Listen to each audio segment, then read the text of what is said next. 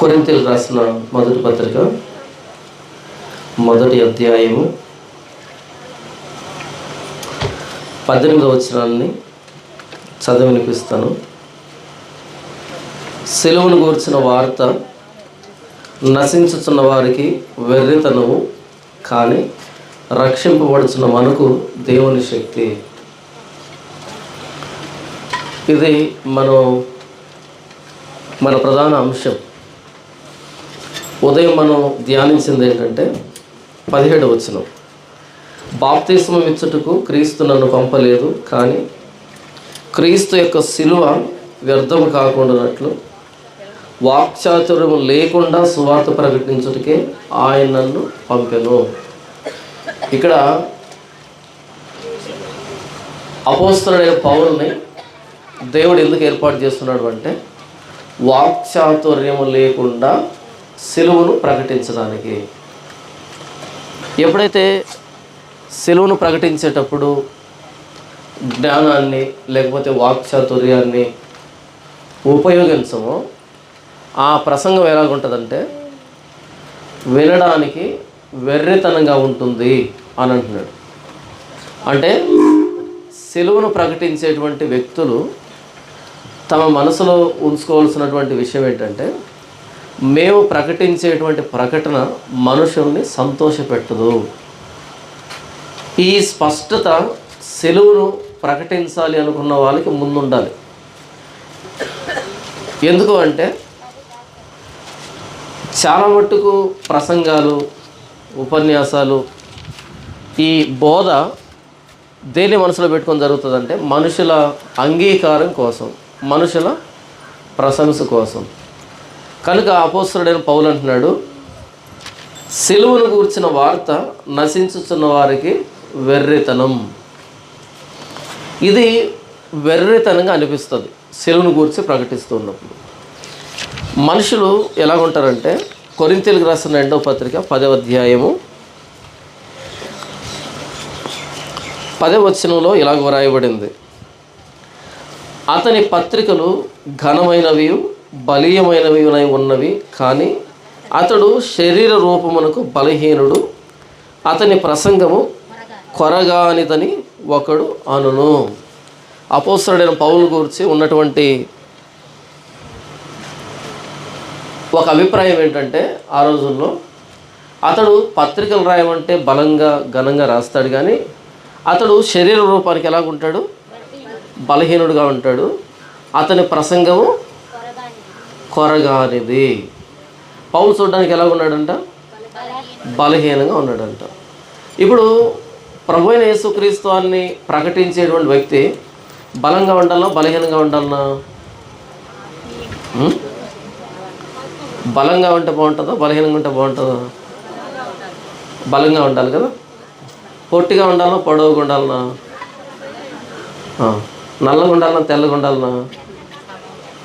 గంభీరమైన గొంతు ఉంటే బాగుంటుందా, కీల గొంతు ఉంటే బాగుంటుందా? వెంట్రుకలు నల్లగా ఉండాలన్నా తెల్లగా ఉండాలన్నా? ఇక్కడ సువార్తను గూర్చి అపోస్తలుడైన పౌలు మాట్లాడుతున్నాడు. ఆ సువార్తను అందించేటువంటి వ్యక్తి ఉన్నాడే, ఆ వ్యక్తి ప్రాముఖ్యం కాదు. ఇక్కడ నాది కీల గొంతు కావచ్చు, నా గొంతుతో నిమిత్తం ఉండదు సిలువను గూర్చినటువంటి వార్తకి. ఆ సిలువను గూర్చి చెబుతున్నాను నేను, అంతే. మనం అది ప్లాస్టిక్ బాటిల్ కావచ్చు, లేకపోతే పింగాణి పాత్ర కావచ్చు, లేకపోతే బంగారు పాత్ర కావచ్చు, తాగేది నీళ్ళనే. పాత్రను మనం రుచించం, అంతే. Plastic bottle నమ్ముతామా?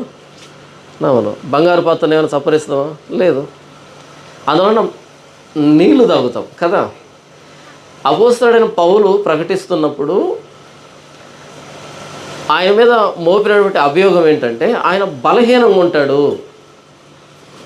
ఆయన ప్రసంగం చేస్తే కొర కాదు, వినడానికి బుద్ధి పుట్టదు. అంటే బలంగా ఉండేవాళ్ళు సువార్త చెప్పాలన్నమాట. అతడు ప్రసంగం చేస్తే గంభీరంగా ఉండాలన్నమాట.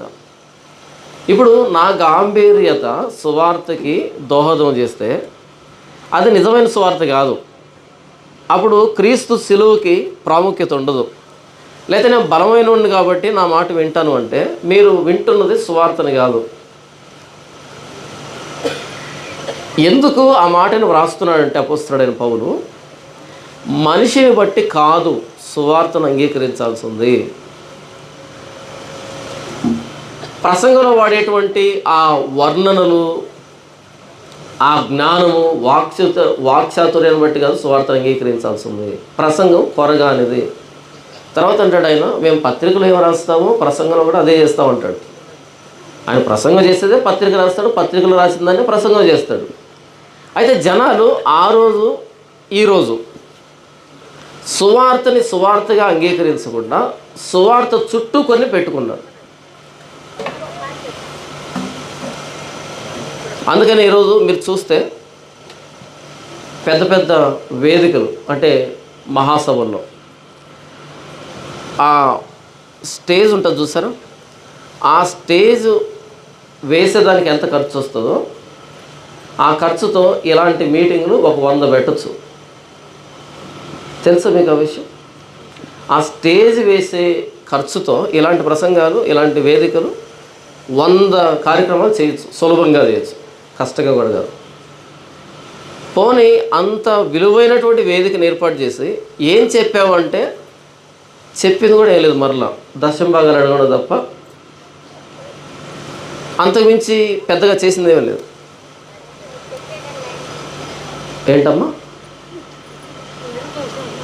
ఏంటి? లైవ్ కోసం అంటారా? లైవ్ కోసం కాదు, అది ఏమంటారు దాన్ని, పాత రోజుల్లో సామెత ఉండే, మింగడానికి మెతుకు లేకపోయినా చూసారా. అంటే వాక్యం చెప్పేదానికి ఏమీ లేదు, ఇలాంటి వాటితో పెద్ద పెద్ద వ్యక్తులుగా చూపించుకోవడం. ఇప్పుడు ఒక రాజకీయ నాయకుడు ఒక ప్రాంతానికి వస్తున్నాడంటే ఆయనకు అటువైపు ఇటువైపు బాడీ గార్డ్స్ వస్తున్నారంటే అర్థం ఉంది. ఎందుకని ఆయనకి అపోజిషన్ ఉంటుంది, ఆ వ్యక్తి మీద దాడి చేసి ఇంకొకరు పదవులకు రావాలనేటువంటి ఆ ప్రయత్నాలు ఉంటాయి. ఒక పాస్టర్కి బౌన్సర్లు దేనికి? బౌన్సర్లు అంటే తెలుసా మీకు? చుట్టూ బాడీ గార్డ్స్ ఉంటారు, ముందు 4, వెనకాల 4. ఎందుకు చెప్పండి? పాస్టర్ మీద ఎవడు దాడి చేయడు, పాస్టర్ మీద ఎవడు దాడి చేయడు. ఎందుకు దాడి చేయడు? ఒక చెంప కొడితే రెండో చెంప చూపించేటువంటి లక్షణం ఉన్న వ్యక్తిని ఎవడు కొట్టడానికి వస్తాడు? ఎవడు కొట్టడు. ఒకరు కొట్టాడు అనుకో, అది అవమానమేం కాదు. ఎప్పటి నుంచో ప్రవక్తలు వచ్చిన దారి అది, అపోస్తులు వచ్చిన దారి అది, హతసాక్షులయ్యారు. మనకు దాడులు, హింసలు, శ్రమలు, అవమానాలు, నిందలు కొత్త కాదు, ఉగ్గుపాలు. శ్రమల్లో క్రైస్తవ్యం చిగురుంచింది. మనం ప్రపంచ క్రైస్తవ హతసాక్షుల పుస్తకం చదివినప్పుడు మనకు అర్థమవుతుంది.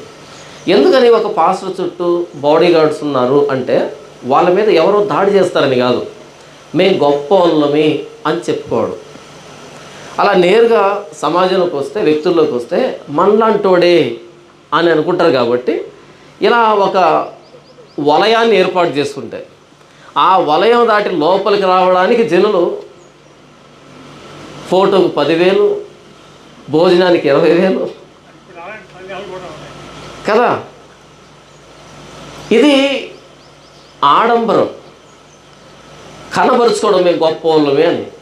కానీ అపోస్తలుడైన పౌలు అంటున్నాడు, ఆయన చూడడానికి బలహీనంగా ఉన్నాడంట, అతని ప్రసంగం కొరగానిది.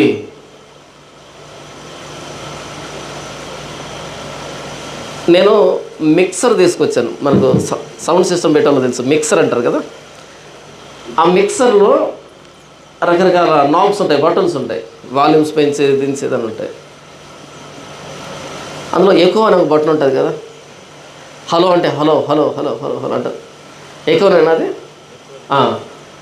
నేను అడుగుతున్నా ఆ తెచ్చిన వ్యక్తిని, ఇది తిప్పితే ఏమవుతుంది, ఇది తిప్పితే ఏమవుతుంది అడుగుతూ ఉంటే, ఈ ఎక్కువ దగ్గరకు వచ్చేటప్పటికి ఆ అబ్బాయి తెలియలే అది తిప్పితే ఏమవుతుందని. ఆ పదం గుర్తుకు రాలే, ఎక్కువ అనేది గుర్తుకు రాలే. బాగా ఆలోచించి, ఒరే ఇది హోసన్న బటన్ అన్నాడు. ఏంటంట? హోసన్న బటన్ అన్నాడు. ఎందుకంటే వాడికి అర్థం కాదు, ఆ పదం గుర్తుకు రాలే. కరెక్ట్ అయింది చెప్పాడు. తర్వాత చాలాసేపు ఆలోచించాను నేను, ఎందుకు వీడు దీన్నే అన్నాడు, ఈ పదం అన్నాడంటే అక్కడే స్పెషల్ ఎఫెక్ట్ కనబడుతుంది మనకి. స్తోత్రం స్తోత్రం స్తోత్రం స్తోత్రం. విన్నారు ఎప్పుడైనా? అలేలు అలేలు అలేలు అంటే సరుకు ఉండదు అక్కడ, అరుపు తప్ప సరుకు ఉండదు. సరుకు ఉండేవాడు అరవాల్సిన అక్కర్లే. ఎప్పుడైనా మీరు క్లాస్ రూమ్లో టీచర్ గట్టిగా కేకలు వేసేప్పుడు మీరు విన్నారా? హలో చూసారా? ఇది చాలు చాలు చాలు, నాకు ఇబ్బందిగా ఉంటుంది అలా. అంటే ఏంటంటే సబ్జెక్ట్ అనేది సరళంగా చెప్తే చాలు, విషయం అర్థం కావాలి. ఇప్పుడు ఈ మైక్ దేనికి పెట్టాను? నా గొంతు మీ అందరికీ వినపడడానికి, అంతకు మించి వేరే ఉద్దేశం లేదు ఇక్కడ కదా. ఒకరు ఇద్దరు ముగ్గురు ఉన్న వారికి మైక్ అక్కర్లేదు, మామూలు మాట్లాడుకుంటాం మనం. అరిస్తే వాక్యం కాదది, అరిస్తే గొప్పతనం కాదది, ఎకరా వేదికేస్తే గొప్పతనం కాదు, చుట్టూ 10 మంది బాడీ గార్డ్స్ ఉంటే పెద్ద పాస్టర్ అని కాదు. ఒక ప్రసంగానికి ₹1,00,000 సూట్ వేస్తే గొప్ప ప్రసంగికుడు కాడు. ఒకవేళ ఇదే గొప్పతనం అయితే అపోస్తలుడైన పౌలు చాలా బలహీనంగా ఉంటాడు, శరీర దౌర్బల్యము అని రాయబడింది. గలతీ పత్రికలో ఆయనకు ఆరోగ్యం బాగలేదని రాయబడింది. ఆయన కళ్ళల్లో నుంచి ఏకదాటిగా నీళ్లు కారుతూ ఉంటాయంట, కళ్ళు బాగోవు, ఆయన జబ్బు కళ్ళు. ఇకపోతే ఆయన తరచుగా ఫిట్స్ వస్తాయని చరిత్రలో చెప్పబడింది, మూర్ఛ రోగం ఒకటి ఉందని. ఇకపోతే ఆయన ప్రసంగం కొరకానిది. ఇంతకీ దేన్ని మనసులో పెట్టుకొని ఆయన ప్రసంగం కొరగానిది అని మాట్లాడుతున్నారు? ఇది ప్రశ్న. ఎందుకంటే ఒక జోకు చెప్పడు, ఒక కథ చెప్పడు, ఒక కవ్వింపు మాట చెప్పడు, ముఖస్తుతి చేయడు, క్రీస్తు సిలువు గురించి తప్ప ఇంకొక దాన్ని మాట్లాడ్డా ఆయన. ఎవరికి నచ్చుతుంది ఇది? అందుకంటున్నారు ఆయన ప్రసంగం కొరగాదు, వినడానికి బుద్ధి పుట్టదు, మసాలా తక్కువ ఉంటుంది. మసాలా ఏమి యాడ్ చేయడు ఆయన ప్రసంగానికి. సిలువును గూర్చిన వార్త నశించుచున్న వారికి వెర్రితనం అనే పదప్రయోగం చేశాడంటే ఇది వెర్రితనంగా వినపడుతుంది కాబట్టి ముందే చెప్తున్నాడు. ప్రభువైన యేసుక్రీస్తుని ప్రకటించాలి అనుకునే వ్యక్తులకి ముందుగా తెలియాల్సిన విషయం ఏంటంటే మా ప్రసంగం ప్రపంచానికి వెర్రితనంగా వినపడుతుంది. ఈ క్లారిటీ లేకపోతే డిసప్పాయింట్ అవుతాం, నిరుత్సాహపడతాం. ఏంటి ఎవరు వినట్లేదే, ఎవరు పట్టించుకోవట్లేదే, ఎవరు చేరదీయట్లేదే, ఎవరు ఆదరించట్లేదే. ఎందుకు ఆదరిస్తారు? మీరు తర్వాత ఇంటికి వెళ్ళిన తర్వాత యూట్యూబ్ ఓపెన్ చేసి ఏదైనా సరే ఒక జబర్దస్త్ స్కిట్ ఒకటి ఓపెన్ చేయండి, దాని కింద వ్యూస్ అని ఉంటాయి, ఎంతమంది చూస్తారు అని. ఎంతమంది చూస్తుంటారు చెప్పండి? 7M లేదా 8M 10M అని ఉంటుంది. M అంటే ఏంటి తెలుసా? మిలియన్స్. 10 లక్షలు 1 మిలియన్ అంటారు, అంటే 70 లక్షల మంది చూస్తారంట. వెళ్ళి ఏదైనా ఒక యేసు ప్రభువు సంబంధించి ప్యూర్గా సిలువును గురించి చెప్పినటువంటి ఒక ప్రసంగాన్ని, యేసు ప్రభు సిలువ దేనికి అనేటువంటి ఒక ప్రసంగాన్ని వెతికి ఉండవు మ్యాక్సిమం. అలా ఉంటే మీ అదృష్టం దొరికితే ఎంత వస్తాయి?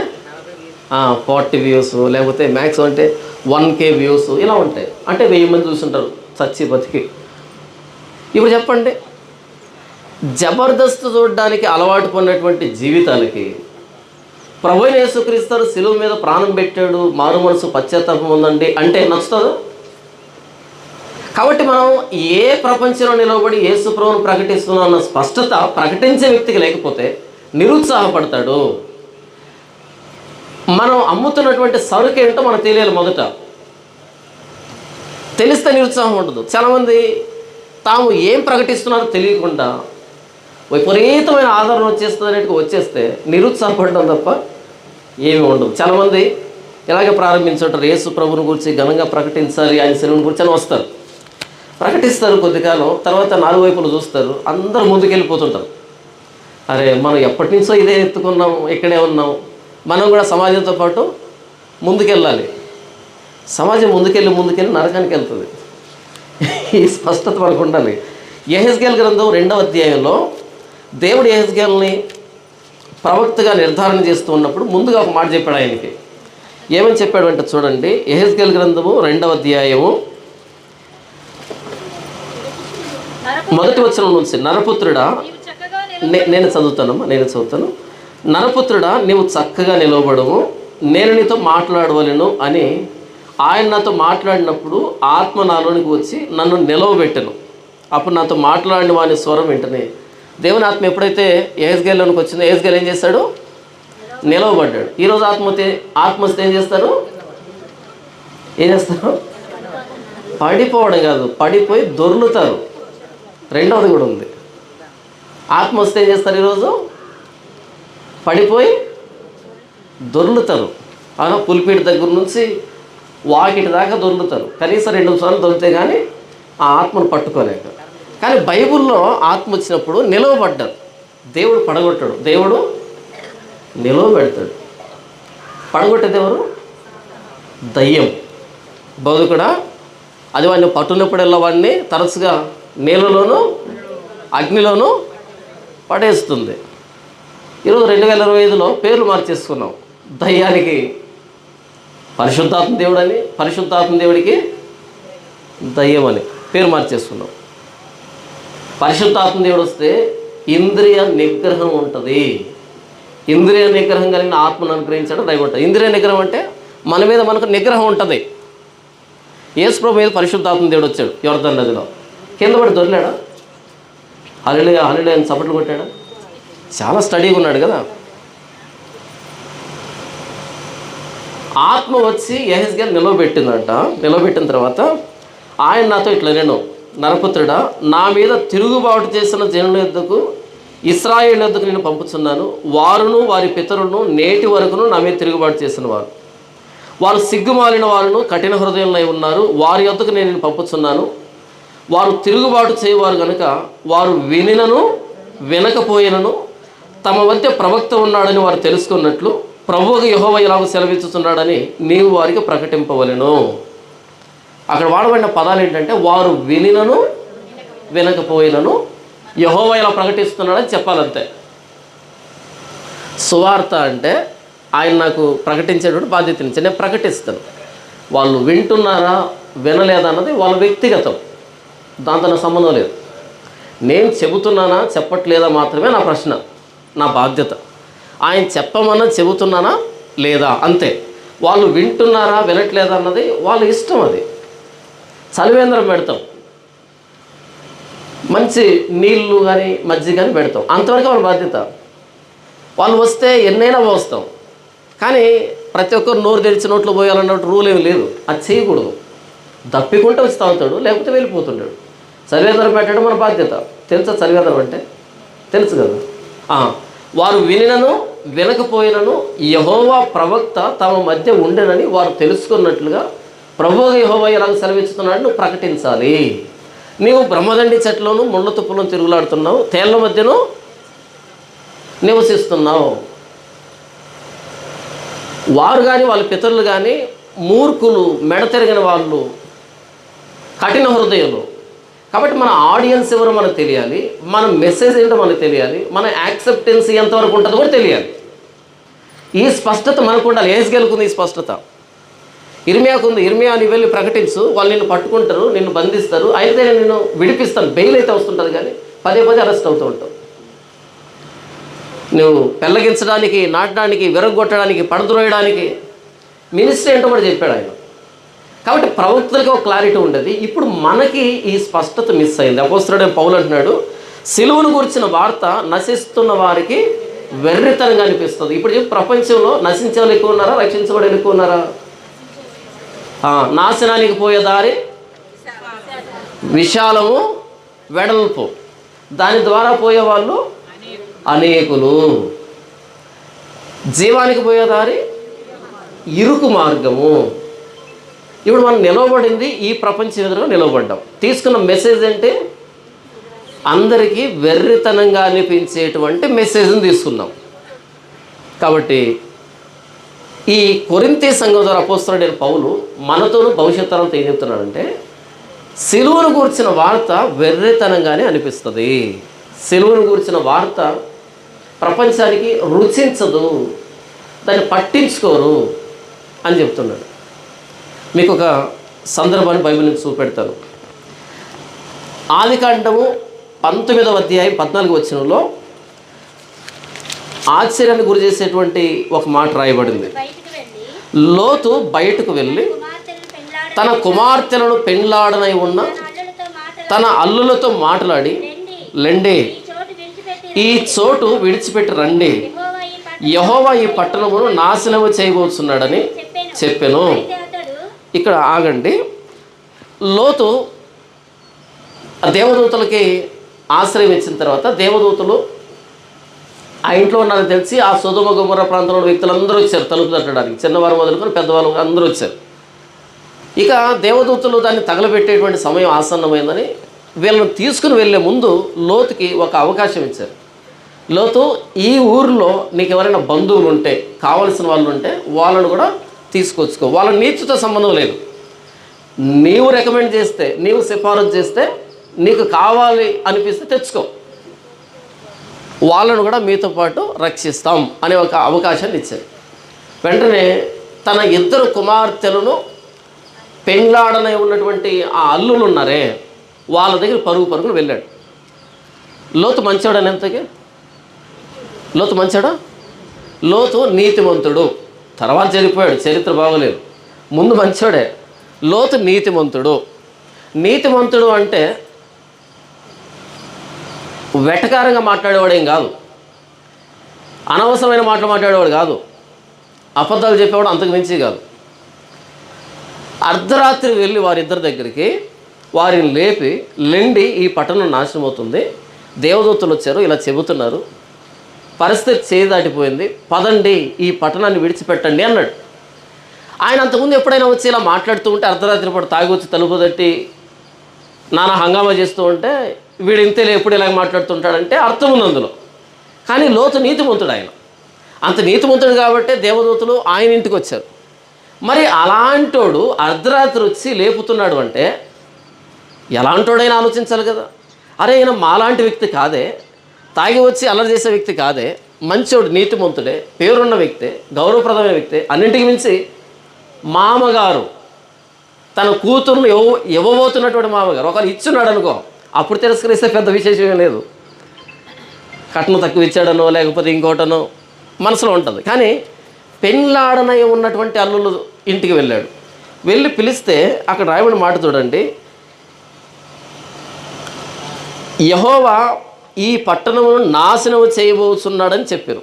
అయితే అతడు తన అల్లుల దృష్టికి ఎగతాళి చేయువాని వలె ఉండెను. ఎలా కనిపించాడంట? బ్రహ్మానందలా కనిపించాడంట. ఎగతాళి చేస్తున్నట్టుగా, కామెడీ చేస్తున్నట్టుగా, పరిహాసం చేస్తున్నట్టుగా అనిపిస్తున్నాడంట. చెబుతున్న మాట ఏంటి? ఈ పట్టణం నాశనం అవుతుంది అని చెబితే ఎగతాళి చేయువాని వలె కనిపించాడు అంటే అది పోయే కాలం అంటారు దాన్ని. సిలువను గూర్చిన వార్త నశించే వారికి వెర్రితనంలాగా అనిపిస్తుంది. మనం ప్రభువైన యేసుక్రీస్తు వారిని సిలువను ప్రకటిస్తున్నప్పుడు ఈ ప్రపంచం అడుగుతున్నటువంటి ప్రశ్న ఏంటంటే, సిలువ మీద చనిపోయాడు ఆయన, ఆయన దేవుడు ఎలా అవుతాడు? సిలువ మీద చనిపోయిన ఆయన దేవుడు ఎలా అవుతాడు?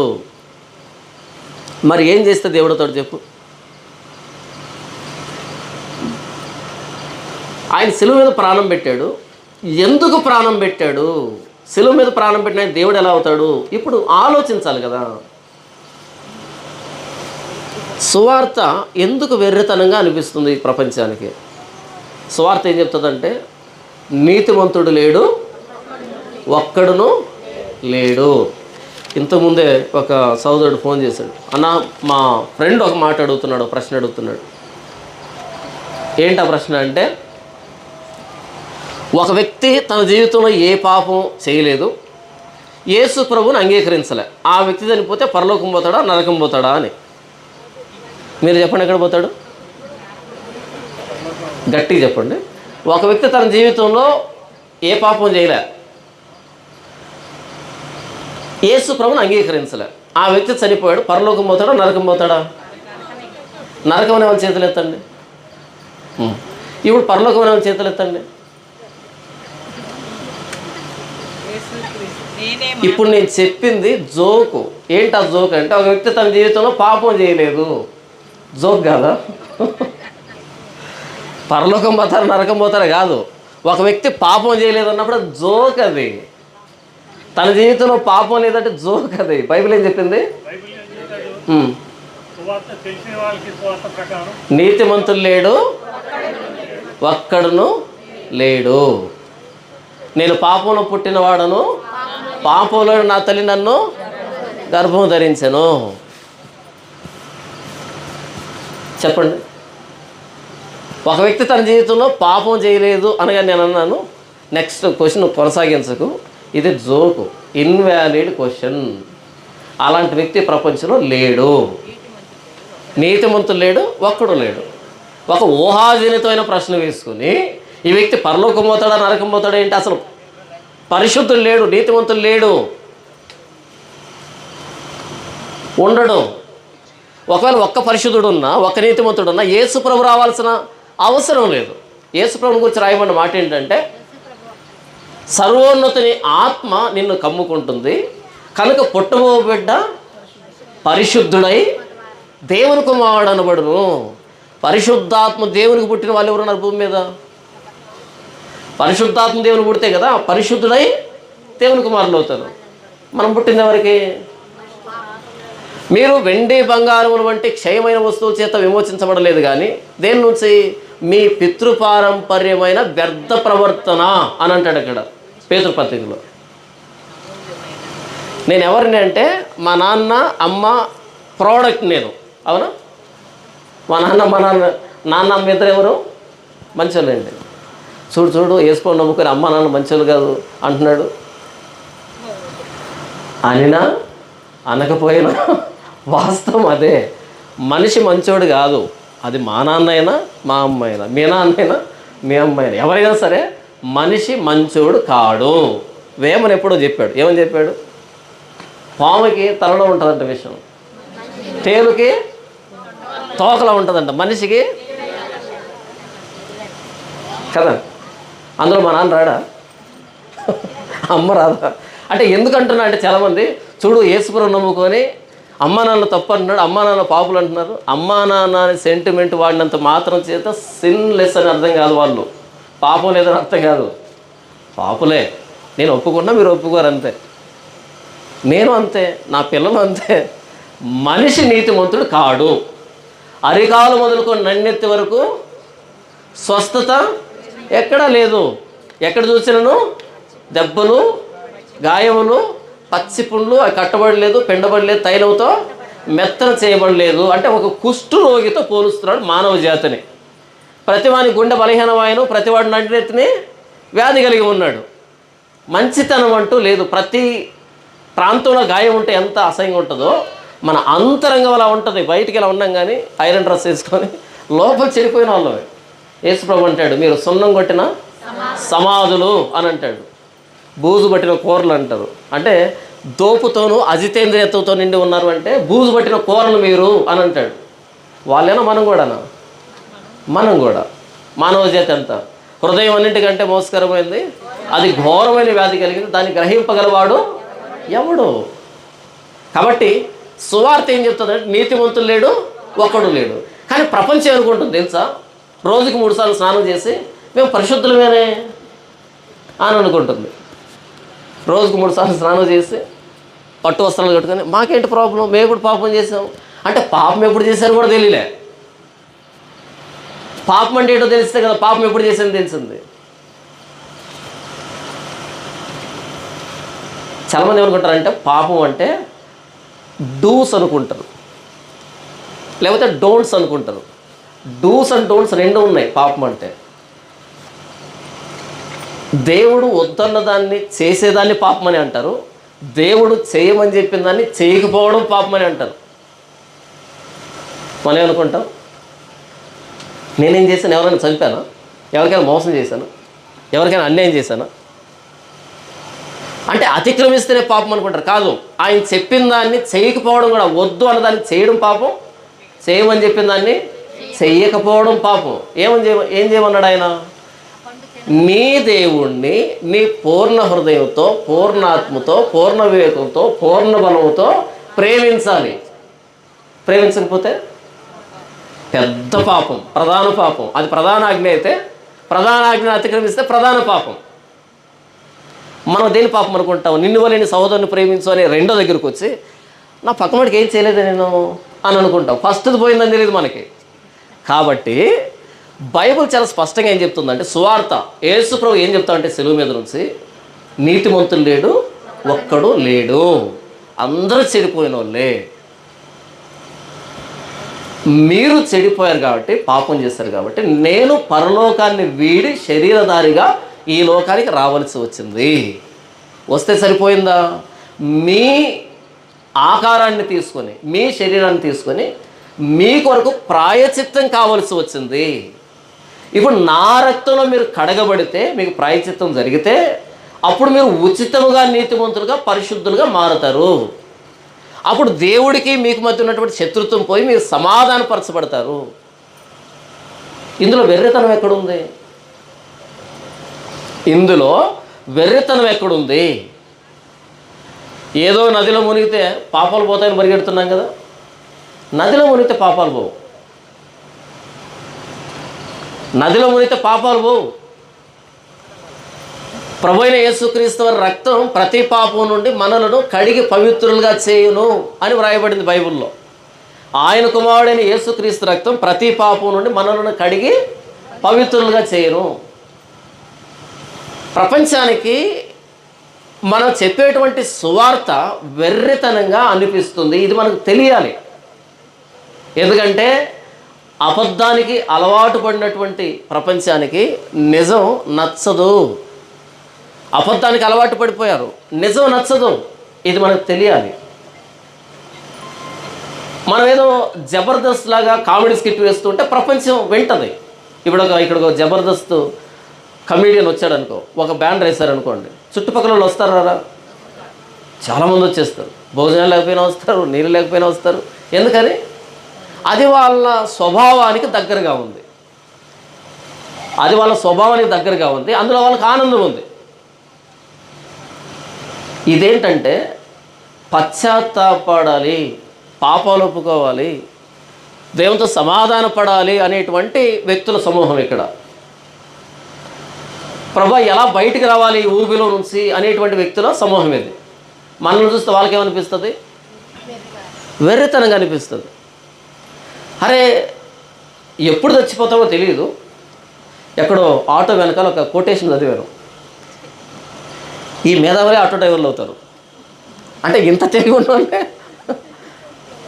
ఆటో డ్రైవర్లు అవుతారు. నిజంగా మంచి కొటేషన్ రాశాడు. ఏమన్నా రాశాడంటే, enjoy every moment because death is unexpected అని రాశాడు. చావు అనేది అకస్మాత్తుగా వస్తుంది, తెలియకుండా వస్తుంది. కాబట్టి ప్రతి క్షణం ఏం చేయాలంట? ఎంజాయ్. కానీ బైబిల్ ఏం చెప్తా తెలుసా? నీ దినాలన్నీ అయిపోయాయి కాబట్టి ఇల్లు చక్కబెట్టుకో ఉంటుంది బైబిల్. ఇల్లు చక్కబెట్టుకో అని చెప్తుంది. కానీ మనోళ్ళు ఏం రాసుకున్నారు? ఎప్పుడు చచ్చిపోతావు తెలియదు కాబట్టి ఎంజాయ్ చేయాలి.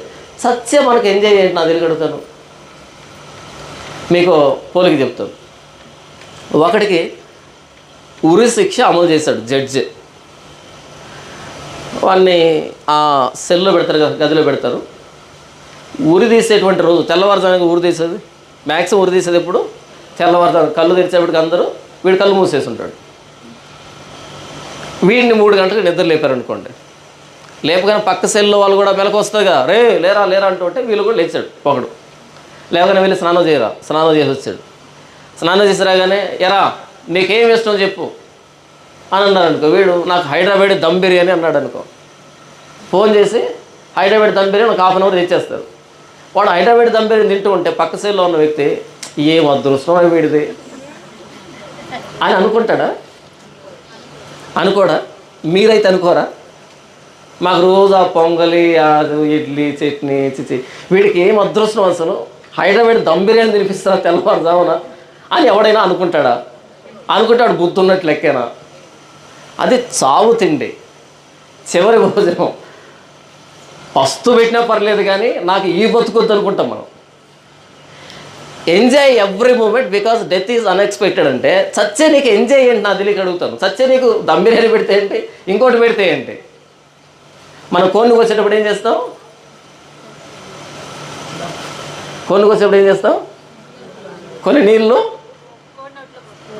గొంతుల కోసం నీళ్ళు, దానికి దప్పిక అవుతుందనా? చెప్పండి, దానికి దప్పిక అవుతుందని నీళ్ళు పోస్తామా? నేను అడిగాను ఆ కోళ్ళు కోసే ఒక ఆయన్ని, అది నిజమో కాదో నాకు తెలియదు నిజంగా. అన్న అది ఎటు చంపుతున్నావు కదా, ఇప్పుడు నీళ్లు పోస్తే ఉపయోగం ఏంటి అని అడిగాను. ఆయన చెప్పింది నిజమో కదా నాకు తెలియదు. ఆయన ఏం చెప్పాడంటే, సార్ అలాగే మనం కోస్తే అది భయపడి వెయిట్ తగ్గుతుంది సార్, అలా కాకుండా నీళ్లు దాపించినప్పుడు నీళ్లు తాగుతున్నాను కదా అనేటువంటి ఆ నిశ్చింతగా, అంటే ఏం పర్లేదులే అనేటట్టుగా ఉంటుంది. కాబట్టి దాని భయాన్ని తీసేయడానికి, దాన్ని మైండ్ డైవర్ట్ చేయడానికి నీళ్ళు దాపిస్తాం సార్ అన్నాడు. మరి నిజమో కాదని నాకు తెలియదు.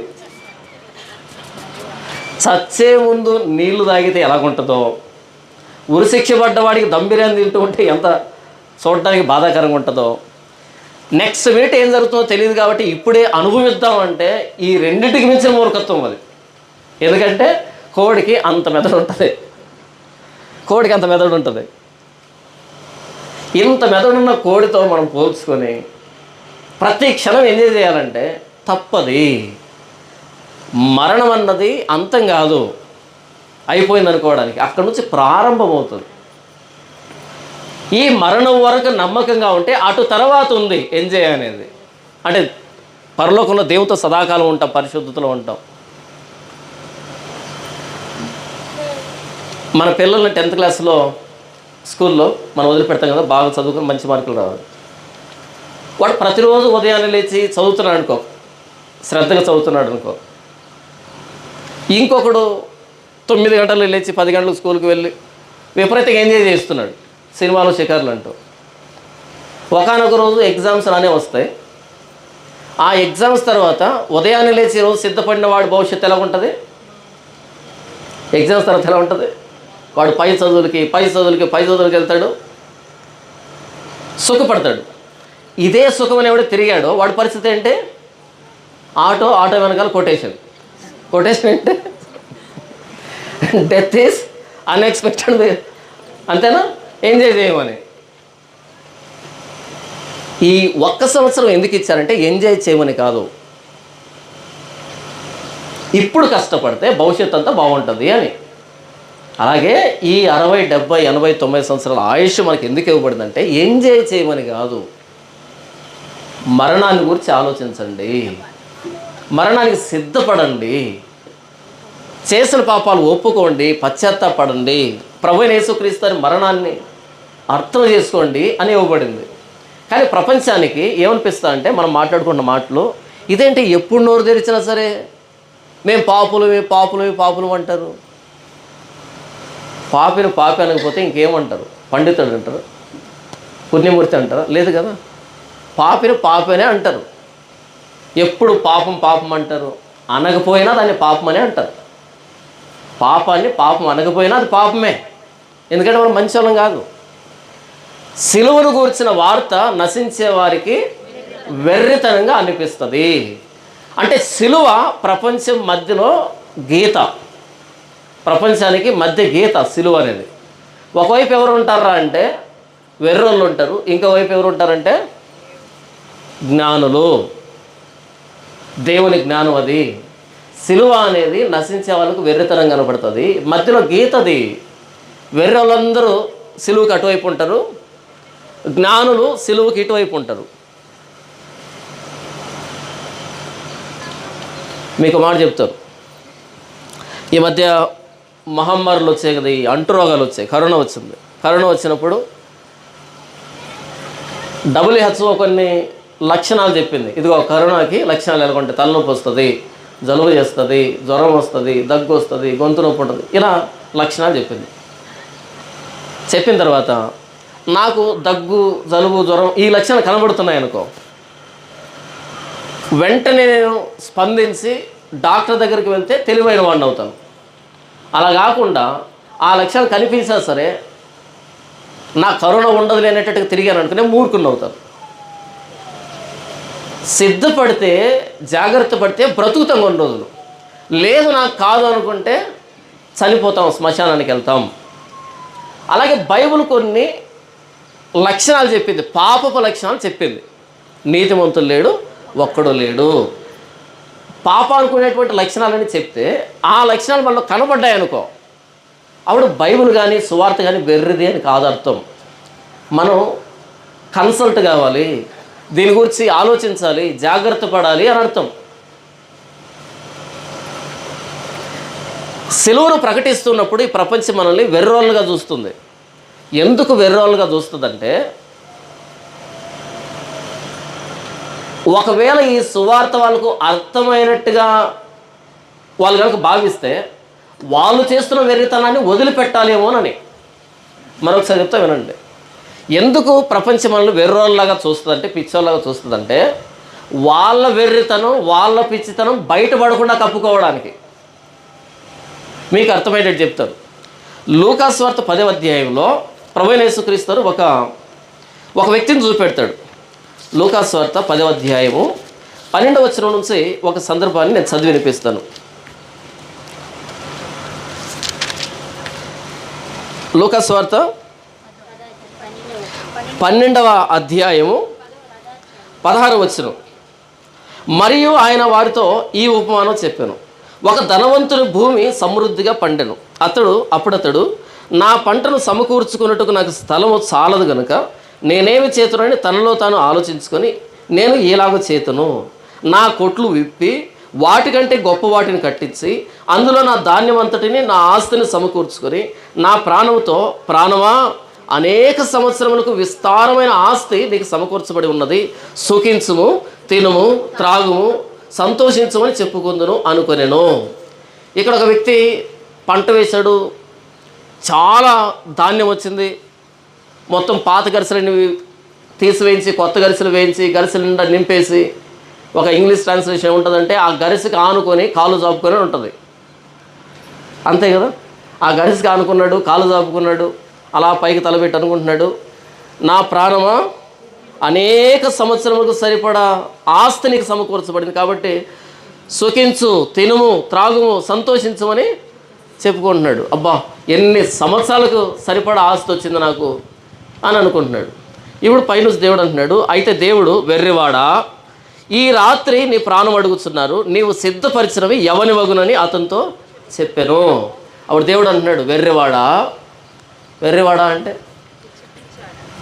అనేక సంవత్సరాలకి ఆస్తి అయితే సమకూర్చబడింది. ఇంతకు అనేక సంవత్సరాల ఆయుష్ ఉందా మనకి? అనేక సంవత్సరాలు సరిపడా ధాన్యం గరిసెల్లో ఉంది, ఓకే. అనేక సంవత్సరాలు ఆయుష్ ఉందా మన లోపల? అది తెలియకుండా ప్రవర్తిస్తే దాన్ని వెర్రితనం అని అంటారు. నీవు సిద్ధపరిచినవి ఎవని వగును, ఈ రాత్రి నీ ప్రాణం పోతుంది, ఈ రాత్రి నీ ప్రాణం అడుగుతున్నారు, నీవు సిద్ధపరిచినవి ఎవని వగును, ఎవరికి చెందుతాయి? ఈరోజు ప్రపంచం చేసే పని ఏంటి? తినడం, తాగడం, సుఖపడడం, అంతే. అందుగురించి పెద్ద పనులు ఏమి ఉండవు. తినడం, తాగడం, సుఖపడడం తప్ప ఇంకా వేరే, అది కూలి చేసుకున్న కూలివాడు కావచ్చు, సాఫ్ట్వేర్ కావచ్చు, అమెరికా ప్రెసిడెంట్ కావచ్చు, అందరి పని ఇదే: తినడం, త్రాగడం, సుఖపడడం, ఒకనొక రోజు చావడం. దేవుడు ఈ వ్యక్తులు ఏమన్నాడు? అయితే దేవుడు అంటున్నాడు, వెర్రివాడా, ఈ రాత్రి నీ ప్రాణం అడుగుతున్నారు అని చెప్పి ఆయన అంటున్నాడు, దేవుని ఎడల ధనవంతుడు కాక తన కొరకే సమకూర్చుకున్నవాడు అలాగుననే ఉండదని చెప్పాను. దేవునిలో ధనవంతుడు కాకుండా, దేవుని సంపాదించుకోవడం కాకుండా తన కొరకే సంపాదించుకునేవాడు అలాగే ఉంటాడు. అయితే ఇక్కడ కూర్చున్నటువంటి మనం దేవుణ్ణి సంపాదించుకోవడానికి వచ్చిన వాళ్ళం. మనతో దేవుడు వెర్రివాడ ఈరోజు రాత్రి నీ ప్రాణం పోతుంది అనకముందే ప్రభువా నా పాపాలు క్షమించు, ప్రభువా ఈరోజే నా మరణ దినం అయితే నన్ను క్షమించనని, నా పాపాలు క్షమించనని అని కదా మనం ప్రార్థన చేస్తుంటాం రాత్రిపూట. ప్రభువా ఈరోజు రాత్రి నీ రాకడ వస్తే ప్రభువా నన్ను జ్ఞాపకం చేసుకో అని కదా మనం ప్రార్థన చేస్తాం. మనది వెర్రి ఎందుకు అవుతుంది? మనది జ్ఞానం కదా. ప్రతిరోజు ఉదయాన్నే 3 గంటలకు లేచి ముందు రోజు జరిగిన విషయాలన్నీ సిద్ధపడుతున్నా అంటే, ప్రాక్టీస్ చేస్తున్నా అంటే వాడు భయస్థుడు కాదు, తెలివైనవాడు, భవిష్యత్తుని నిర్మించుకుంటున్నాడు. 9 గంటలు లేచేవాడు సుఖపడేవాడు కాదు, భవిష్యత్తులో కష్టపడేవాడు, వెట్టి చాకరీ చేసేవాడు. ప్రతిరోజు పాప క్షమాపణ వేడుతున్నటువంటి మనం, పాపం చేయడానికి భయపడుతున్నటువంటి మనం, పాపం చేస్తామేమో అని పదే పదే దేవుడి మీద ఆధారపడుతూ ఇన్ని ప్రసంగాలు వింటూ, ఇన్ని వర్తమానాలు వింటూ ఉదయం నుంచి ఇక్కడ కూర్చున్నాం. మనకేం పనులు లేవా? అన్ని పక్కన పెట్టుకొని దేవుడి కోసం ఇక్కడికి వచ్చాము అంటే తెలివైన వాళ్ళని అని అంటారు. కానీ ప్రపంచం ఉంటుంది మనల్ని వెర్రితనం, ఎప్పుడు పాపం అంటూ ఉంటారు, ఒక సినిమా చూడరు, షికారు చేయరు, ఎప్పుడు కన్నీళ్ళు పెట్టుకుంటూ ఉంటారు. మన కన్నీళ్ళు పెట్టుకునేది కాసే భూమి మీద, కానీ ఈ భూమి మీద దేవుడిని గుర్తించకుండా పోతే యుగ యుగాలు నరకంలో అక్కడ ఏడుపును పండ్లు కొరుకుటయు ఉండును. అది వెర్రితనం అంటే. సిలువను గూర్చిన వార్త నశించుతున్న వారికి వెర్రితనము, అయితే రక్షింపబడుచున్న మనకు దేవుని శక్తి, సిలువలో శక్తి ఉంది. కఠినాత్ముల్ని దేవుని ప్రజలుగా, దేవుని పిల్లలుగా, ఉచితమైన నీతిమంతులుగా, పరిశుద్ధులుగా మార్చే శక్తి సిలువలో ఉంది. మనం సంఖ్యాకాండ 21వ అధ్యాయం చూసినప్పుడు అక్కడ ఇశ్రాయేలు సరిగినప్పుడు తాపకరమైన సర్పాలు వస్తాయి ఇశ్రాయేలు మధ్యలోనికి. అవి కరుస్తున్నప్పుడు చనిపోతూ ఉంటారు. అప్పుడు మోషేతో దేవుడు చెప్తాడు, ఒక ఇత్తడి సర్పాన్ని చేయించి స్తంభం మీద నిలవబెట్టు, దాన్ని నిదానించి చూసిన వాడు బ్రతుకుతాడు, మిగిలిన వాళ్ళు చనిపోతారు. ఒకవేళ అదేంటండి, పాము కరిస్తే పాముకి యాంటీవెనం ఇవ్వాలి కదా, యాంటీడోట్ ఇవ్వాలి కదా, అలా చూస్తే ఎలా బ్రతుకుతారండి? మరి సనీతే పాములు ఎక్కడి నుంచి వస్తాయండి? అంతే కదా. అంతవరకు లేని పాములు, అన్ని సంవత్సరాల ప్రయాణంలో లేని పాములు అప్పుడే ఎందుకు వస్తాయండి? ఎక్కడి నుంచి వస్తాయండి? పోయి శనిగ్రహంలో ఎందుకు వస్తాయండి? మిగతా వాళ్ళు ఎందుకు వదిలిపెడతాయండి? అది కూడా లాజికే కదా.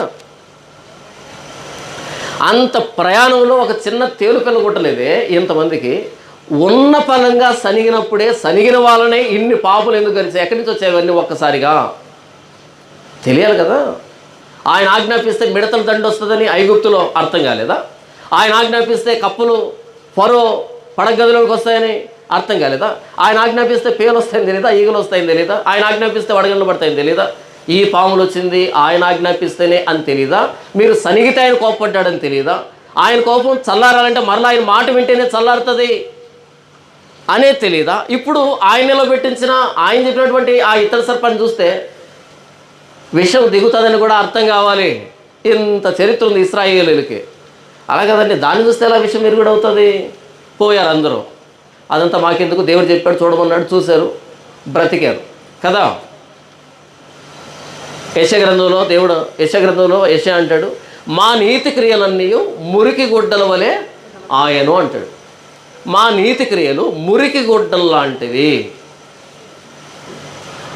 నన్ను పాపం చేయమంటావని చెప్పు, ఎడతెరిపి లేకుండా పాపం చేస్తావు. కానీ పాపాన్ని తీసివేసుకుంటావో చెప్పు, నా చేత కదా అది. అవునా? మనకు తెలిసిందంటే పాపం చేయడం, పాపాన్ని తీసివేసుకోవడం మన చేత కాదు. స్నానం చేసినంత సులభం కాదు పాపాన్ని కడిగి వేసుకోవడం. పాపాన్ని తీసివేసే ఏకైక ఔషధం ప్రభువైన యేసుక్రీస్తు రక్తం. ఇందులో వెర్రితనం ఎక్కడుంది? ఒక దైవజనుడు ఒక అద్భుతమైన మాట మాట్లాడతాడు. ఒక కుష్ఠరోగిని తీసుకుని వచ్చి, కుష్ఠరోగి అంటే తెలుసు మీకు, ఒళ్ళంతా గాయాలు ఉంటాయి, చీము రక్తం గారుతూ ఉంటుంది, నీసు గారుతుంటుంది, అక్కడుంటే ఇక్కడికి వాసన వస్తుంది, వాళ్ళ శరీరం బ్రతికుండగానే కుళ్ళిపోతుంటుంది. అబ్బా, అది కుష్ఠరోగం అంటే. ఒక కుష్ఠరోగం తీసుకొచ్చి పరిమళ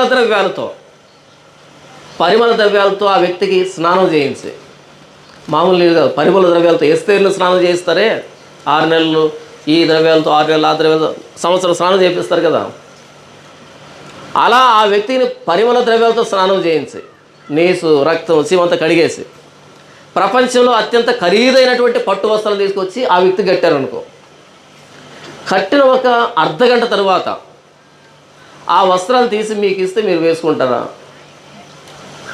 వేసుకోరా? ఎందుకని? ఎందుకు వేసుకొని చెప్పండి? ఎంత స్నానం చేయించినా అలా వేసుకోగానే మరలా 2 నిమిషాలకి స్రావాలు ప్రారంభమవుతాయి, లోపల నుంచి మరలా చీము రక్తం వస్తుంది, ఆ పట్టు వస్త్రాలకు అంటుకుంటుంది. దాన్ని తీసి నీకు ఇస్తానంటే సారీ, వద్దు. కుష్ఠరోగి మీద ఉన్న పట్టు వస్త్రాలు అంత అసహ్యం కనపడితే మొత్తం కుష్ఠరోగులమే, లోపల బయట కుష్ఠరోగులమే, అంతా పాపమే. ఇంత పాపం లోపల పెట్టుకొని 3 సార్లు ముక్కు మూసుకొని నదిలో మునిగిలేస్తే ఏం పోతుంది? నెత్తి మీద చుండ్రు కూడా పోదు. పాపం నదిలో మునిగితే పోతుంది, పాపం స్నానం చేస్తే పోదు, పాపం ఇంకోటి దానం చేస్తేనో ఇంకోటి అది చేస్తేనో ఇది చేస్తేనో పోదది. దాన్ని తీసివేసే ఏకైక ఔషధం ప్రభువైన యేసుక్రీస్తు రక్తం. అది సిలువ చెప్తున్నది. సిలువ తీసుకుని ఇలా వేలాడుతున్నాడు కదా, ఎందుకు అంటే నీవు చేసిన పాపాన్ని బట్టి. ఇది జ్ఞానం కదా, వెర్రితనం ఎందుకు అవుతుంది? నిజంగా తను అర్థం చేసుకున్న వాడికి అర్థమయ్యే విషయం ఏంటంటే, దేవుడే ఉచితముగా నన్ను క్షమిస్తే తప్ప నా పాపం పోదు అన్నది అర్థమవుతుంది. ఈ మాత్రం కూడా స్పృహ లేనటువంటి ప్రపంచానికి మనం సువార్తను ప్రకటిస్తూ ఉంటే మనల్ని వెర్రోళ్ళు అంటున్నారు. వాళ్ళు ఎప్పటికీ ఆలోచించని, ఎప్పటికీ అర్థం చేసుకోనంత విషయాన్ని వీధుల్లోకి వెళ్ళి ప్రకటిస్తూ ఉంటే మనల్ని వెర్రోళ్ళు అంటున్నారు. సిలువను గూర్చిన వార్త నశించే వారికి వెర్రితనం, అయితే రక్షింపబడుచున్న మనకు దేవుని శక్తి. రక్షింపబడుచున్న మనకు దేవుని శక్తి. అది సిలువలో ఏముంది? శక్తి ఉంది. ఆ నిలబెట్టిన ఇత్తడి ప్రతిమను, ఆ ఇత్తడి సర్పాన్ని చూసినప్పుడు వాళ్ళు బ్రతికారు, బట్టగట్టగలిగారు.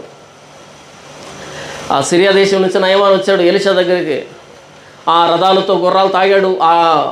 ఆయన చిన్న ఇంటి ముందు ఆగాడు. ఆగి మనసులో అనుకున్నాడు, నేను ఆగగానే నా రథాల శబ్దానికి, గుర్రాల శబ్దానికి పరుగున వస్తాడు ముసలోడు బయటికి.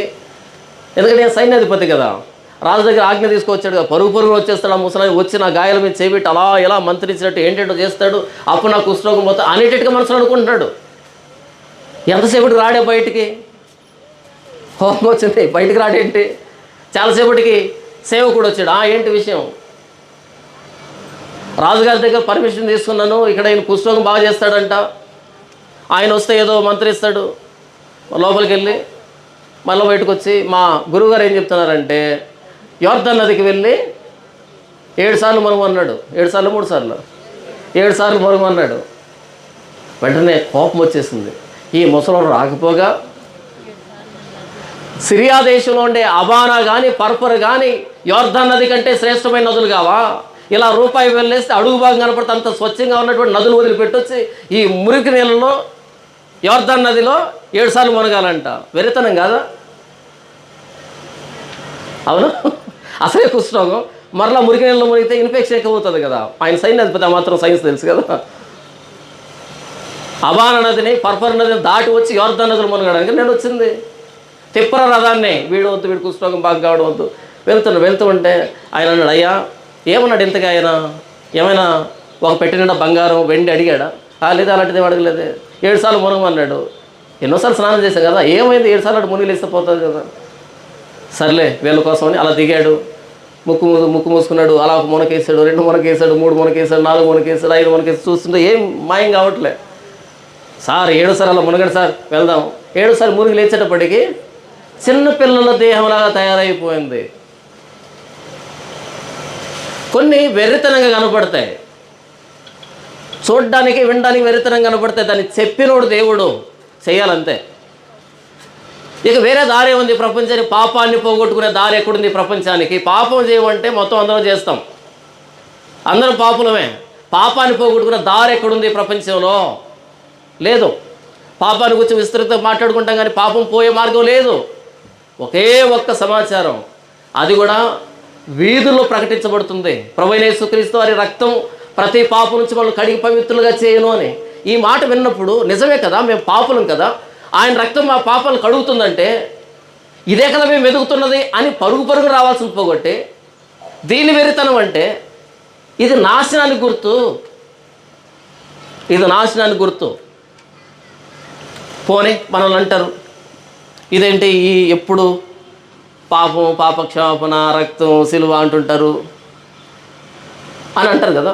సరేలే అలాగే. కానీ మరి నువ్వు నమ్ముకున్నటువంటి వ్యవస్థల్లో, మతాల్లో, దేవుళ్ళు, దేవతల్లో ఎవరైనా పరిశుద్ధుడు ఉంటే చూపించు, నేను కూడా వస్తాను. ఉన్నారా? ఉంటారా? పరిశుద్ధత అనే పదం రాయడానికి కూడా స్పెల్లింగ్ తెలియదు. యేసు ప్రభువుకి బయట పరిశుద్ధత అనే పదానికి కూడా అర్హత లేదు, ఇన్వాలిడ్. యేసు ప్రభు లోపలే పరిశుద్ధత, బయట ఇన్వాలిడ్ పదం అవుతుంది. అది నేను ఎంతమంది చెప్పాను.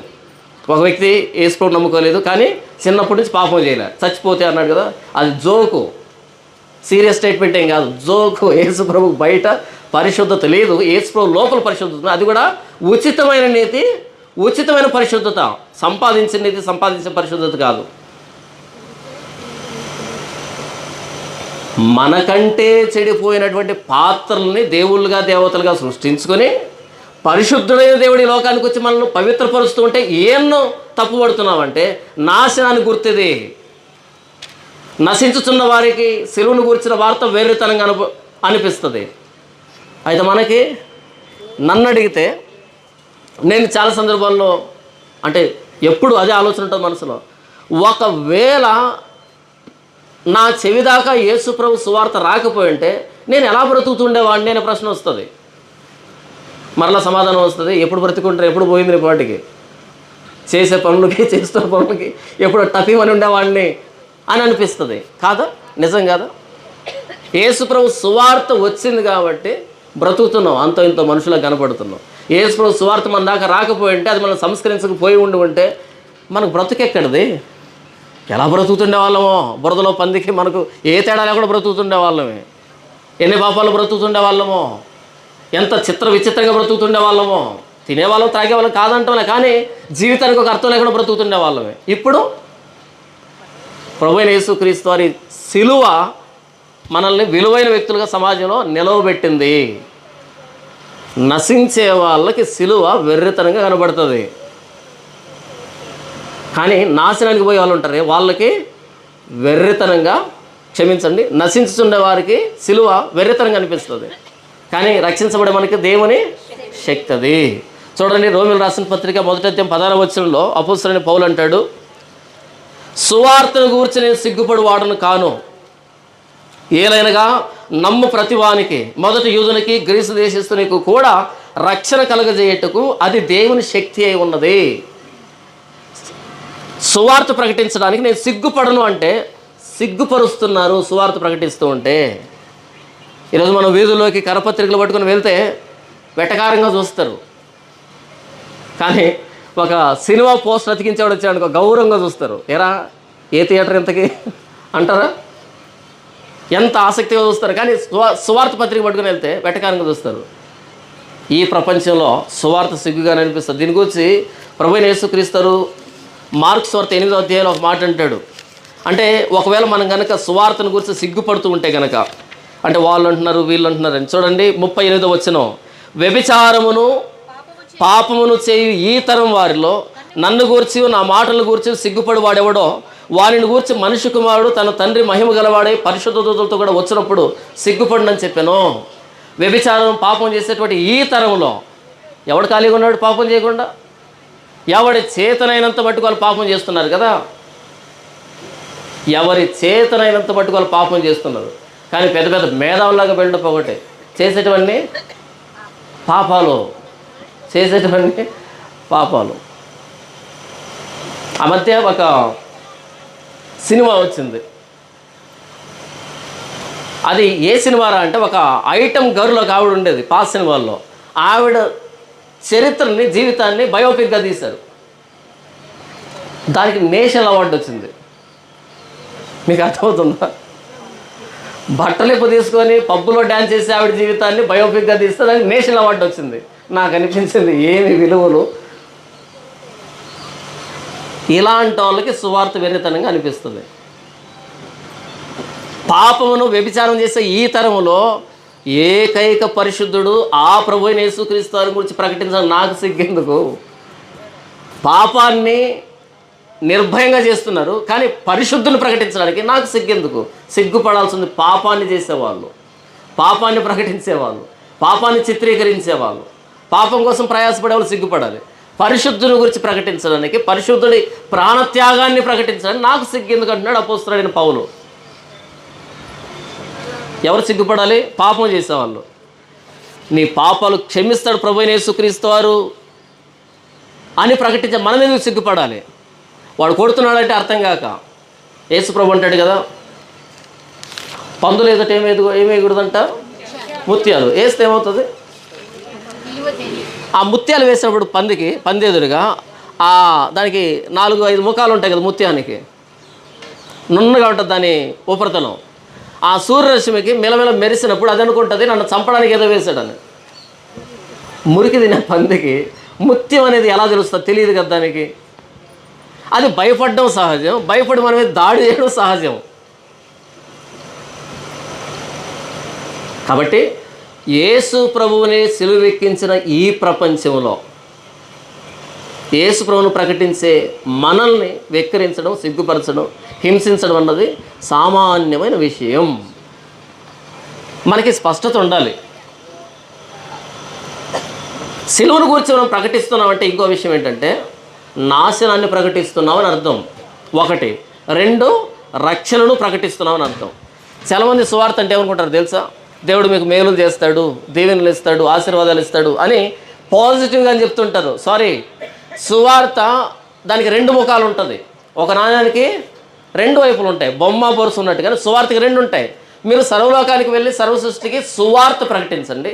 నమ్మి బాప్తిసం పొందిన వాడు రక్షింపబడతాడు, నమ్మని వానికి శిక్ష విధించబడతారు. రక్షణ ఒకవైపు అయితే శిక్ష కూడా ఇంకో వైపు. అదే సువార్త అంటే. మనోళ్ళు శిక్ష గురించి మాట్లాడరు, పాపాన్ని గురించి మాట్లాడితే వాళ్ళ మనోభావాలు దెబ్బతింటాయంట. రక్షణ, శిక్ష 2 కలిపి చెప్పడమే సువార్త.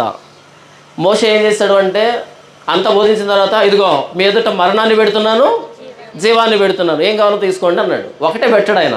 మరణము, జీవము, కీడు, మేలు, ఆశీర్వాదం, శాపం 2 పెడుతున్నా, ఏం కావాలంటే తీసుకోండి. 2 ఎదురుగా ఉంచుతాడు. ఈరోజు చర్చిలో ఏం పెడతారు? ఒక్కటే. శాపం పెడితే చర్చి మానేస్తారు, శిక్ష ఎదురుగా పెడితే చర్చి మానేస్తారు. ఎందుకు వచ్చి పంచాయతీ అని అన్ని దీవెనలు, ఆశీర్వాదాలు, మేలులు కుమ్మరిస్తారు మనోళ్ళు అంతే. మనకెందుకు అన్ని ఆశీర్వాదాలు కుమ్మరిస్తారు? వాళ్ళ అకౌంట్లో మనం కుమ్మరించడానికి. ఆమె లేదు వాళ్ళు ప్రకటించుకోవచ్చు కదా. మీకు అర్థమవుతుందా? సమస్యలో ఉన్న వాళ్ళ కోసం ఏం చేస్తారంట? 24/7 ప్రేయర్ రిక్వెస్ట్లు. అదే 1 గంట మీకోసం మీరు ప్రార్థన చేసుకోవచ్చు కదా. మమ్మల్ని ఎందుకు అడుగుతారు? డబ్బు ఎందుకు అడుగుతారు? మమ్మల్ని డబ్బు ఎందుకు అడగడం? మీకోసం 1 గంట మీరు చేసుకుంటే పోతుంది కదా. సిలువను గూర్చిన వార్త నశించే వాళ్ళకు వెర్రితనం అయితే, రక్షించబడుతున్న మనకు దేవుని శక్తి. సువార్తలో శక్తి ఉంది. సువార్త మనల్ని సంస్కరిస్తుంది, మనల్ని పూర్తి వ్యతిరేక దిశలో ఒకప్పుడు పాపాన్ని పరుగులెత్తున్న మనల్ని ఉచితమైన పరిశుద్ధులుగా, నీతిమంతులుగా తీస్తుంది. అది సువార్తలో శక్తి ఉంది. దానికి నేను కలపాల్సిన అక్కర్లే. మీకు అర్థమవుతుంది? ఇప్పుడు ఒక విత్తనాన్ని నేలలో పాతిపెట్టి నీళ్లు పోసాను అనుకో, 4 రోజుల తర్వాత ఏమవుతుంది? నేను పిలవాలనా బయటకు రాని? అదే మొలకెత్తుతుంది, బయటకు వస్తుంది. ఎందుకంటే విత్తనంలో జీవం ఉంది, సువార్తలో శక్తి ఉంది. అది మనం ప్రకటించినప్పుడు అది ఆ వ్యక్తిని మారుస్తుంది, ఆ వ్యక్తి పరిస్థితిలోకి వెళ్తుంది, ఆ వ్యక్తి జీవితంలోకి వెళ్తుంది. సువార్తలో శక్తి ఉంది.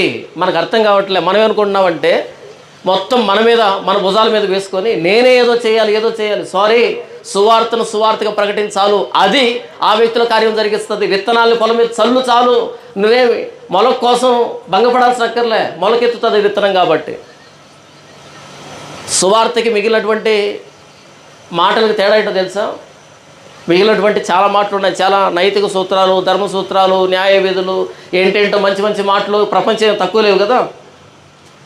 బైబిల్ ఉన్న మాటలకి మిగిలినటువంటి వాటికి తేడా ఏంటంటే, బైబిల్లో ఉన్న ప్రతి మాట విత్తనం, ప్రతి మాట విత్తనం. బైబిల్కి బయట ఉన్న ప్రతిదీ గులకరాయి. గులకరాలు మొలకెత్తవు, కొన్ని లక్షల సంవత్సరాలు పెట్టి మొలకెత్తవు. ఎవరు అడిగారు ఇంతకుముందు నన్ను, అంటే చాలా రోజుల క్రితం, అన్న బైబిల్కి మిగిలినటువంటి ధర్మాలకి తేడా ఏంటి? నేను చెప్పాను, బైబిల్లో ఉన్న ప్రతి మాట జీవం కలిగింది, అది మనతో మాట్లాడుతుంది, మనలో కార్యం చేస్తుంది, మృతమైన మాట కాదు అది. ఎందుకనగా ఆయన వాక్యము సజీవమై బలము గలదై ఎటువంటి రెండంచులను కట్టుకుమంటే వాడిగా ఉండి ప్రాణాత్మ దేహాన్ని కీలని మూలుగుని విభజించినంత మటుకు దూరచ్చు, హృదయం యొక్క ఆలోచన తలంపులు పరిశోధిస్తుంది. బైబిల్లో ఉన్న మాట వినబడినప్పుడు అంతరంగంలో ఆపరేషన్ జరుగుతుంది, ఆపరేషన్ కత్తది. కుళ్ళుని, మస్టుని, మాలిన్యాన్ని మొత్తం బయటకు తీసిపడేస్తుంది. ఇది బైబిల్లో ఉన్న మాటకి ప్రత్యేకత. మిగిలినటువంటి మాటలు మనం చదువుకున్నాం. బైబిల్కి ముందు చాలా పుస్తకాలు చదివాను నేను. బాగున్నాయి అనిపించింది, నవ్వించాయి, ఏడిపించాయి, ఆలోచింపజేస్తాయి, ఏంటంటే చేస్తాయి. కానీ నన్ను మార్పు తీసుకొని రాలేదు. ఎందుకని? ప్రాణం లేదు వాటికి. గొలకరాయి మీద వర్షం పడితే మొలకెత్తదు, విత్తనం మీద వర్షం పడితే మొలకెత్తుతుంది. ఇవి విత్తనాలు. ఈ విత్తనాల్ని మనం ఆల్టర్ చేయాల్సిన అక్కర్లేదు, మార్చాల్సిన అక్కర్లేదు. అలా పిడికిండా తీసుకొని అలా సమాజం మీద చల్లడమే. ఒకనొక రోజు అనుకూలమైన పరిస్థితి రానే వస్తుంది, మొలకెత్తుతుంది. మనం బెంగ పెట్టుకోవాల్సిన అక్కర్లే. సువార్తలో శక్తి ఉంది అని చెప్తున్నాడు అపోస్తలుడైన పౌలు. ప్రభు, నేను ఇంతమంది సువార్త చేశాను, ఎవరు మారలేదు నాయన. అన్ని విత్తనాలు 3 రోజులకు మొలకెత్తవు, అన్ని విత్తనాలు 3 రోజులకు 4 రోజులకు మొలకెత్తవు. ఒక్కోదానికి ఒక సమయం ఉంటుంది, ఆగు. విత్తనం అయితే వేసావు కదా, తొందర ఏంటి? ఆగు. ఏ విత్తనం మొలకెత్తాలో, ఎప్పుడు మొలకెత్తాలో, ఎప్పుడు దాని మీద వర్షింపజేయాలో అన్నీ ఆయన తెలుసు కదా. సల్లు సమాజం మీద అంతే. ప్రభువైన యేసుక్రీస్తు వారి సిలువను గురించి చెప్పుకుంటూ పో అంతే. ఒకానొక రోజు రానే వస్తుంది, మనోడు కూర్చొని ఆలోచించే రోజు రానే వస్తుంది. మా చెల్లి 4వ తరగతి నుంచి సువార్త చెప్పింది నాకు. మా చెల్లి చనిపోయే ముందు అన్న మాట ఏంటంటే, నువ్వు మారవరా, నీకు మార్పే రాదుంది. తను చనిపోయిన రోజు రాత్రి మారుమనసు వచ్చింది నాకు. తను చనిపోయిన రోజు రాత్రి మారుమనసు వచ్చి మరుసటి రోజు ఫోన్ చేశాను, నా బాప్తీసం కావాలని. ఆయన అనుకున్నాడు పిచ్చి పట్టిందేమో అనుకున్నాడు, ఏడ్చేడ్చి మైండ్ చెడిపోయిందేమో అనుకున్నాడు. చెడిపోలే, సరిగ్గా పనిచేసిన రోజు రాత్రి. ఇది కదా జీవితం అంటే. కాబట్టి విత్తనాలు చల్లడమే మన బాధ్యత. దేవుడు నాకు ఇచ్చింది ఏంటంటే, సువార్త ప్రకటించు. ఆ విత్తనాల మీద వర్షాన్ని కురిపించి మొలకెత్తేటట్టుగా చేసే బాధ్యత ఆయనది. సిలువను గూర్చిన వార్త నశించుతున్న వారికి వెర్రితనం, రక్షింపబడుతున్న మనకు దేవుని శక్తి. అది, అందులో శక్తి ఉంది. ఎనర్జీ ప్యాకెట్స్ అవి. యేసు ప్రభు గురించి సువార్త ప్రకటిస్తున్నాం అంటే, సిలువను గురించి ప్రకటిస్తున్నాం అంటే ఎనర్జీ ప్యాకెట్స్ చదువుతున్నాం. అలా ఊరకే ఉండవు అవి. ఇవి ఉంటాయి చూస్తారా, గ్రానైట్లు ఉంటాయి చూస్తారా, ఇలా నోట్తో బీకి విసిరేస్తారు. అలా విసిరేయగానే ఊరుకుంటుంది, అది విధ్వంసం చేస్తారు కదా. అంతకంటే ప్రభావవంతమైంది ప్రభువైన యేసుక్రీస్తు వారి సిలువ. ఇక్కడ కూర్చొని మనంతా ఒకప్పుడు ఎలా ఉంటామో, మన చరిత్ర ఒకసారి మనకు వెనక తిరిగి చూసుకుంటే అస్సలు మంచిలం కాదు, అస్సలు మంచిలం కాదు. అందరి ఎత్తులు చేయబెట్టిన వాళ్ళం కదా. ఈరోజు ఇంత పద్ధతిగా కూర్చోబెట్టింది ఎవరు అనుకుంటున్నారు? ఆ సిలువను కూర్చున్న వార్త మనల్ని ఇంత పద్ధతిగా కూర్చోబెట్టింది చూసారా. కాబట్టి మనము యేసు ప్రభు సిలువకి దేన్నో కలపాల్సిన అక్కర్లేదు, దానిని దానిగా వదిలిపెడితే చాలు, అంతే. అదే కార్యం జరిగిస్తుంది. ఇది తెలియ చాలామంది ఏం చేస్తారంటే, ఏంటేంటో కథలు, జోకులు, ఏంటేంటో సొంత ప్రయత్నాలు చేస్తారు. అంటే దీంట్లో శక్తి లేదన్నట్టుగా. సారీ, ఆఫర్లు పెట్టద్దు, షుగర్ కోటింగ్ వేయద్దు. అది ఎలాగుందో యేసు ప్రభు సువార్త ఏంటో అలాగే ప్రకటించు, దాంట్లో శక్తి ఉంది. మనం దాన్ని కొత్తగా ఆపాదించాల్సిన అక్కర్లేదు. చివరిగా కొరింథీయులకు రాసిన 2వ పత్రిక 4వ అధ్యాయము 3వ వచనం నుంచి, మా సువార్త మరుగు చేయబడిన ఎడల నశించుచున్న వారి విషయంలోనే మరుగు చేయబడి ఉన్నది. దేవుని స్వరూపమైన క్రీస్తు మహిమను కనబరుచు సువార్త ప్రకాశము వారికి ప్రకాశింపకుండా నిమిత్తము ఈ యుగ సంబంధమైన దేవత అవిశ్వాసులైన వారి మనోనేత్రములకు గుడ్డితనం కలుగజేసెను. ఒకవేళ మా సువార్త మరుగు చేయబడింది అంటే అది ఎవరికి మరుగు చేయబడింది? నశించుచున్న వారికే మరుగు చేయబడింది.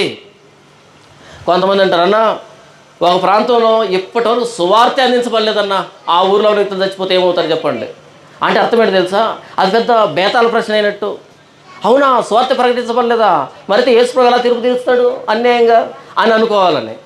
సువార్త ప్రకటించినా ప్రకటించకపోయినా నీతిమంతుడు లేడు, ఒక్కడో లేడు. అందరం పాపులమే, స్వభావ సిద్ధముగా అందరము దైవోగ్రతకి పాత్రులమే. సువార్త వచ్చిందా, సంతోషం, యేసుప్రభువుని అంగీకరించు. రాలేదా, రాకపోయినా అనీతిమంతుడే, పాపాత్ముడమే. వచ్చిన పాపాత్ములే, అనీతిమంతులమే. అయితే వచ్చింది కాబట్టి అంగీకరించడానికి వీలుంది. ఇప్పుడు ఇంకో ప్రశ్న ఏంటంటే, అయినా అన్న కొన్ని ప్రాంతాలకు ఎప్పటికీ సువార్త వెళ్ళలేదు కదా, వాళ్ళ పరిస్థితి ఏంటి అంటే దేవుడేదో అన్యాయస్తుడైనట్టు, మనకు అర్థమైనటువంటి ఈ ప్రశ్న ఆయనకు అర్థం కానట్టు, అంతే కదా మన ఉద్దేశం. నాకు అర్థమైన ఈ రాజుకి కూడా దేవుడికి అర్థం కాదనే వెటకారం అది. చూడండి, అపోస్తుల కార్యములు 10వ అధ్యాయము 34వ వచనం, దేవుడు పక్షపాతి కాడని నిజముగా గ్రహించి ఉన్నాను. ప్రతి జనములోనూ ఆయనకు భయపడి నీతిగా నడుచుకుని వారిని ఆయన అంగీకరించును. ప్రతి జనములో ఆయనకి ఎవరైతే భయపడతాడో, ఆయనకు లోపడతాడో, ఆయన ఏం చేస్తాడంటే వారిని అంగీకరిస్తాడు. ప్రతి జనం ఎవరైనా సరే ఆయనకు భయపడితే నెక్స్ట్ మినిట్ వారి దగ్గర సువార్త ఉంటుంది. సువార్త అందలేదంటే అర్థం ఏమని? అందినా ఉపయోగం లేదు కాబట్టి. మా సువార్త మరుగు చేయబడినలా నశించుతున్న వారి విషయంలోనే మరుగు చేయబడింది తప్ప రక్షించబడే విషయంలో సువార్త ప్రకాశిస్తుంది. ఈరోజు గ్రామాల ముందు బోర్డులు పెట్టుకున్నారు, ఏమని? మా ఊరిలోనికి అన్యమత ప్రచారం నిషేధం అని బోర్డులు పెట్టుకున్నారు. దాన్ని చూసినప్పుడు అనిపిస్తుంది, జాలి అనిపిస్తుంది. ఎందుకంటే యేసుప్రభు సువార్త మా దగ్గరికి రావద్దని బోర్డులు పెట్టుకుంటున్నారు. ఒకవేళ పొరపాటున ఆ వీధిలోకి వెళ్తే కేసులు పెడుతున్నారు, కొడుతున్నారు. వాళ్ళు అనుకుంటున్నారు మేమేదో సాధించామని. మనకు అర్థమయ్యే విషయం ఏంటి తెలుసా? ఎంత మూర్ఖులేంటరా మీరని. ఎంత మూర్ఖులేంటరా, నరకానికి పోతారు చచ్చి. యేసుప్రభు సువార్తను అంగీకరించండి అని వెళ్తే యేసుప్రభు సువార్త రాకుండా బోర్డులు పెట్టుకున్నట్టు అర్థమేమని అసలు. కాబట్టి సిలువను కూర్చున్న వార్త నశించుతున్న వారికి వేరేతనం, రక్షింపబడుతున్న మనకి దేవుని శక్తి. సువార్త మన దాకా వచ్చిందంటే మనది భాగ్యం. దేవుని శక్తి మనల్ని దర్శించిందని అర్థం. ఎవరైతే సువార్తను తిరస్కరిస్తున్నారో, వద్దంటున్నారో, వెర్రితనాన్ని కనబరుస్తున్నారు. తినుము, త్రాగుము, సుఖించు అని చెప్తున్నారు. ఈ లోకాన్నే శాశ్వతంగా భావించి, ఈ లోకాన్నే పరమావధిగా భావించి, ఇదే సమస్తం అనుకొని అమాయకులుగా, వెర్రోళ్ళుగా చచ్చిపోతున్నారు. ఇది కాదు జ్ఞానం అంటే. తినడం, త్రాగడం, సుఖించడం కాదు జ్ఞానం అంటే. మరణం తర్వాత ఏముంది అని ఆలోచించడం జ్ఞానం. మరణం తర్వాత ఏముంటుంది? మనం చేసిన పాపాలను బట్టి నిత్యనాశనం ఉంటుంది. అయితే ఆ నిత్యనాశనాన్ని తప్పించుకోవడానికి ఇప్పుడే ప్రభువైన యేసుక్రీస్తు సువార్త మన దాకా వచ్చి నీ పాపాలను క్షమిస్తారంటే ఆ ప్రభువైన యేసుక్రీస్తు సువార్తను అంగీకరించడం తెలివి, జ్ఞానం. సువార్తను తిరస్కరించడం అంటే మూర్ఖత్వం, వెర్రితనం. వాడు అమెరికన్ ప్రెసిడెంట్ కావచ్చు, ఎవరైనా సరే, కూలోడు కావచ్చు, అమెరికన్ ప్రెసిడెంట్ కావచ్చు, ఎవరైనా సరే ప్రభువైన యేసుక్రీస్తు సువార్తను వ్యతిరేకిస్తున్నారంటే వెర్రోళ్ళు అని బైబిల్ చెప్తుంది. మీరు సర్వలోకానికి వెళ్ళి సర్వ సృష్టికి సువార్త ప్రకటించండి, నమ్మి బాప్తిసం పొందిన వాడు రక్షింపబడతారు, నమ్మని వాడిని శిక్ష విధించబడుతుందంటే యేసు ప్రభు సువార్తను తిరస్కరిస్తున్నామంటే శిక్షను కూడబెట్టుకుంటున్నామని. ఎప్పుడు తెచ్చినా నిత్యనాశనం, నిత్య నరకం అని అర్థం. ఇక్కడ కూర్చున్న మనది ఎంత ధన్యకరమైనటువంటి జీవితం. ఈ సువార్త అర్థం కాక మనల్ని వెరితనంగా చూస్తున్నటువంటి వెర్రు అనేక మంది బయట. ఇది వెరితనం ఎక్కడుంది? పాపం చేయమని చెప్తున్నామా? మోసం చేయని చెప్తున్నావా? లేదే పరిశుద్ధంగా బ్రతకమని చెప్తున్నాం. ఆ పరిశుద్ధత మనకు సాధ్యం కాదు, ప్రభువైన యేసుక్రీస్తు వారిలోనే సాధ్యమని చెప్తున్నాం. ఇంతకు మించిన జ్ఞానం ఎక్కడుంది? దీన్ని వెరితనం అనుకుంటున్నారంటే నిత్యనాశానికి నిర్ణయించబడిన వాళ్ళు. సువార్తను వ్యతిరేకించేవాడు వెర్రోడు. మరణానికి ప్రభువైన యేసుక్రీస్తు మరణంతో సిద్ధపడుతున్న మనం జ్ఞానులమే అని బైబిల్ చెప్పింది. సువార్తలో శక్తి ఉంది. సువార్తగా ప్రపంచాన్ని పంపిస్తే సువార్తే ప్రపంచాన్ని మారుస్తుంది. సువార్తకు మనం ఏదైనా కలిపితే మనం మూర్ఖులం అవుతాం. ఇకపోతే ఈ వచనాన్ని మనం ఏమనుకుంటామంటే ఇది మాకు కాదు బయట వాళ్ళకి అనుకుంటున్నాం. సిలువను కూర్చున్న వార్త నశించుతున్న వారికి వెర్రితనం, కానీ రక్షించబడుతున్న మనకు దేవుని శక్తి అంటే ఇది మాకు కాదు బయట వాళ్ళకి అనుకుంటున్నాం. కాదు, మనకు కూడా. ఈరోజు సిలువను కూర్చున్నటువంటి సమాచారాన్ని మహాసభలో ప్రకటించట్లేదంటే మహాసభలకు హాజరవుతున్న వాళ్ళకి అర్థం కావట్లేదు, రుచించట్లేదు సువార్త. అవునా? మహాసభలో సిలువను గురించి ప్రకటిస్తే ఎంతమంది హాజరవుతారు చెప్పండి? ఉద్యోగ సభల్లోనో స్వస్థత సభల్లోనో జనం కిటకిటలాడుతున్నారు. సువార్త మహాసభలు పెడితే, సిలువ మహాసభలు పెడితే పట్టుమని 10 మంది కూడా రావట్లేదంటే దాని అర్థం ఏంటో తెలుసా? సిలువను గురించిన వార్త మనకు వేరేతరంగా అనిపిస్తుంది కాబట్టి. అవునా కదా?